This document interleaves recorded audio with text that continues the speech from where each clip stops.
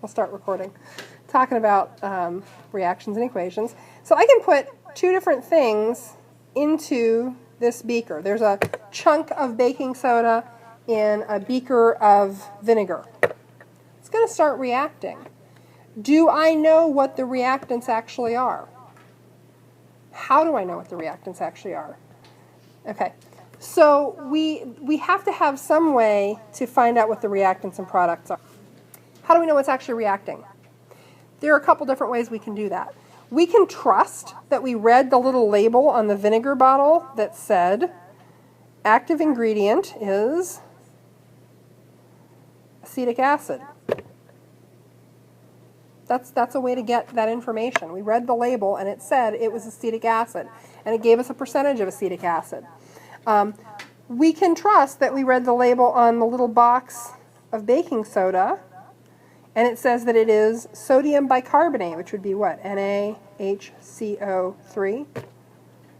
And we can write a formula for acetic acid, and we can figure out a reaction. And this is a common enough reaction, we could go look on the internet. What are the products of an acetic acid and sodium bicarbonate reaction? And by golly, somebody's figured it out. But if we were living on a planet where, so, you know, that would be identification through reliable sources. The label. The internet, not the site, you know, 400monkeystyping.com, but, you know, chemistryAbout.com, or there's Mr. Gooch's Chem Fiesta, or, you know, your chemistry teacher, your textbook. These are reliable sources, you know. I'm not going to make stuff up, I promise, much. Not with chemistry. But, you know, some reliable source that says, yes, these are the reactants and these are the products that they create. If you're running a reaction that hasn't been run before, how do you figure out what's there? Now, your reactants you should have some source of information about. But if you're a chemist who is for the very first time ever in history running some reaction, how do you figure out what your products are? Well, that's where chemical analysis comes in. So there are a number of different tools for chemical analysis. There are spectrum analyzers, there are nuclear magnetic resonance imagers, basically all kinds of big fancy boxes that you can put a little sample of chemicals in, hit a button, and it comes up with, guess what? Percent comp information,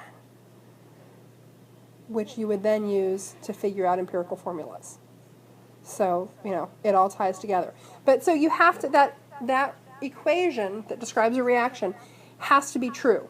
It has to represent known facts. Okay, next, what else? Okay, this is a really important one. It has to contain the correct formulas. So remember how I keep saying that formula writing is critical? Yes. So when we say that, now you know some of these are easy. If we say gaseous water reacts with iron metal, you all know the formula for water. You can write the formula for pure iron. Okay.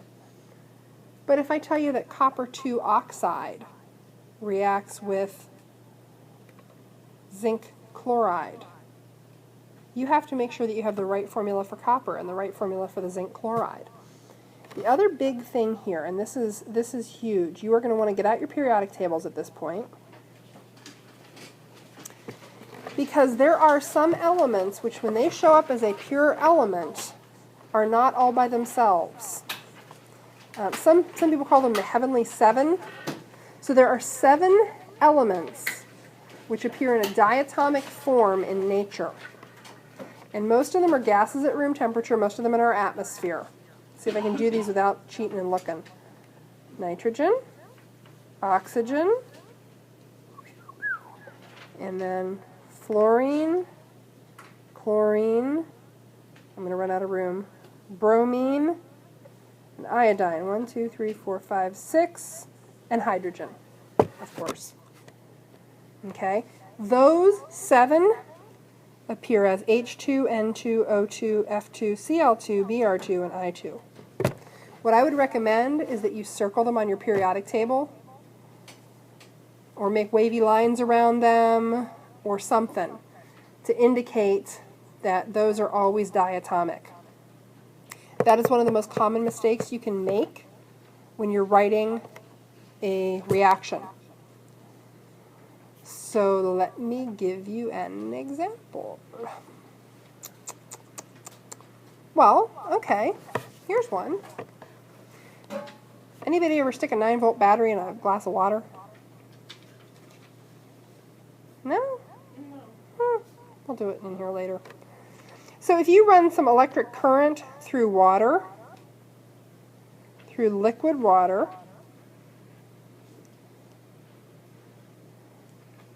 I'm trying to remember what the symbol for that is. You can break it up into, well actually let me write the sentence. Liquid water decomposes to form hydrogen gas and oxygen gas. Okay. So we know we've got something that's a gas here, something that's a gas here. When we write in our formulas for hydrogen gas and oxygen gas, if we don't write H2 and O2, it's never going to be right. We're never going to represent the products and reactant ratios correctly. Now this is still not balanced, and we're going to get to that in a little bit. But you have to realize that those things are always diatomic. There are also two weirdos that you have to be aware of. There's phosphorus and there's sulfur.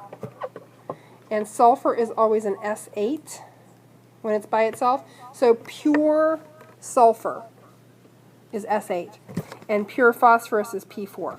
So those are the two other ones. We don't use those a whole lot. The diatomics we use constantly. We're constantly running reactions that produce those diatomics. Okay, the other thing to be aware of when we say that the formulas have to be right, so aside from, not screwing up your iron 2 sulfate or your copper 1 oxide, the other thing to be aware of is, and here's the mnemonic I've been using for years. I want you to picture this like really scary looking metal dude. Metalheads walk alone. He doesn't need to hold anybody's hand in that dark alley. He's a giant scary metal dude. So the diatomics, I know it's stupid, but it's worked for me for years, so maybe it'll work for you, or come up with your own. So those diatomics, the hydrogen, nitrogen, oxygen, fluorine, chlorine, bromine, iodine, those are holding hands with something else. When you have a transition metal or any metal, and it appears, if I tell you I have a chunk of iron, that's the formula for a chunk of iron. Okay? It walks alone. Scary metal dude does not need to hold anybody's hand in a dark alley. Fine by himself. This is another scary metal dude. Sodium's a metal. Magnesium is a metal. I have at home a rod of pure magnesium. It's a bar out of an old water heater. A chunk of pure magnesium is just Mg. It's not Mg2. This is one of the most common mistakes people make. We're going to practice things so that you make that mistake a few times when it doesn't cost you anything, so that you don't make your mistake when it does cost you something. Okay, did we cover everything there? Yeah, that's the big thing is you have to have correct formulas, and you have to have those pure reactants shown appropriately in the way that they actually exist.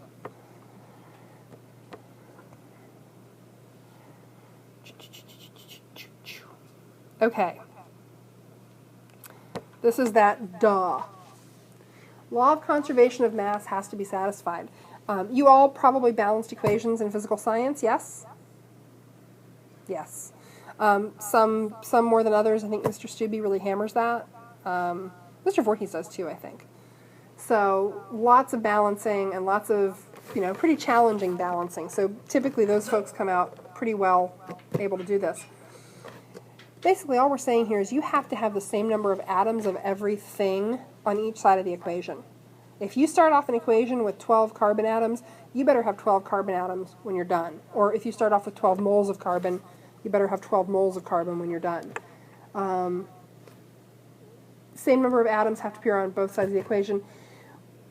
And I think you all know this.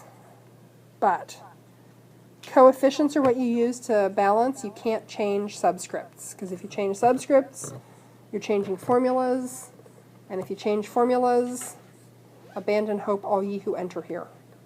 It's nothing good. Nothing good whatsoever. Oops, do you need that? Okay. So now, we're going to start writing chemical equations.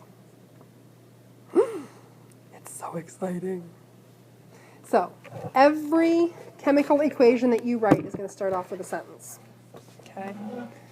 So, the first thing you do is a word equation. Now, let me make something clear. A word equation is not a sentence. So, equations use what? Symbols.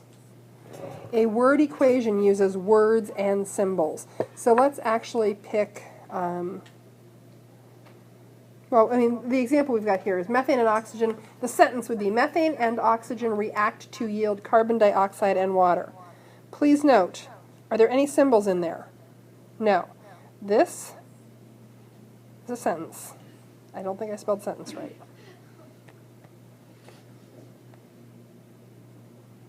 Still doesn't look right. Okay. How about if I just do that? Oh, well. That's a sentence. This is a word equation. I can spell complicated chemicals correctly. I just can't spell sentence. Oh, well. I can do calculus, but I can't add. You see the difference? So let's practice writing a word equation from a sentence. Pick your favorite ionic compound, sir. Okay, pick your favorite positive ion.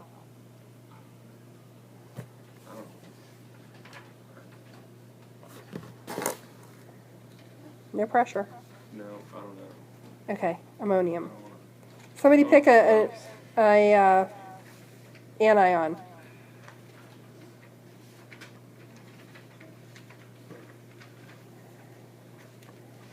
Who's got an anion for me? Skylar. Yeah, we can do that. So ammonium sulfide reacts with, we'll do sodium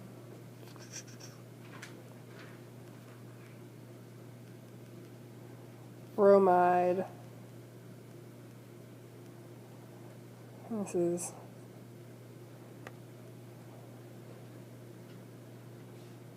aqueous ammonium sulfide reacts with aqueous,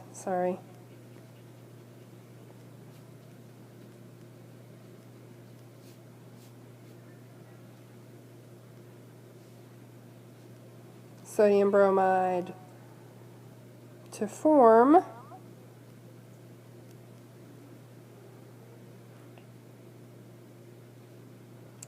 aqueous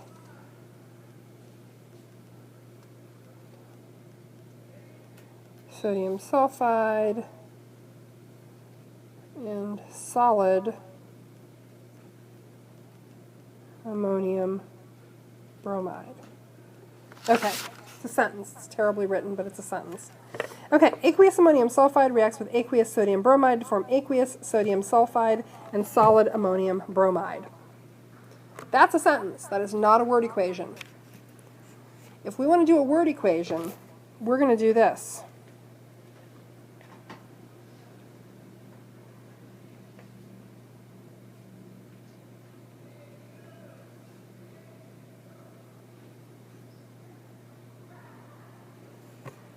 Ammonium sulfide aqueous plus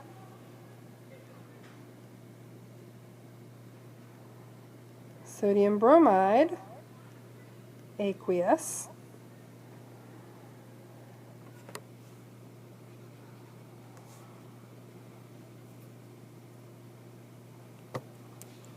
and we have a little arrow which means yields or to form.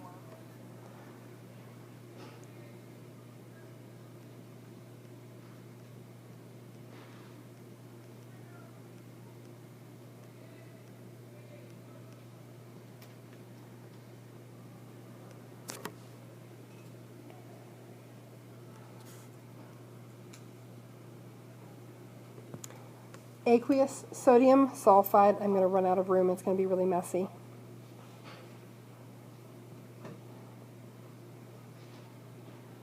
Darn it.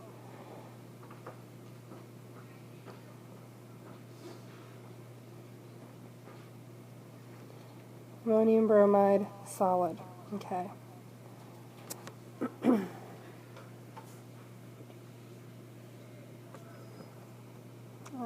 Let's try to get that fit.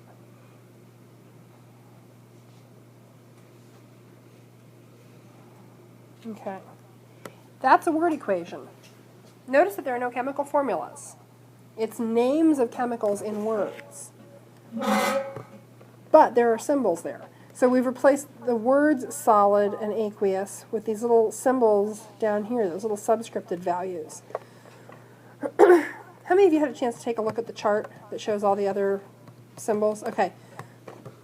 Refer back to that sheet in your notes, or maybe we're still getting there, about which symbols I expect you to know. Okay, so that's a word equation. That's our first step.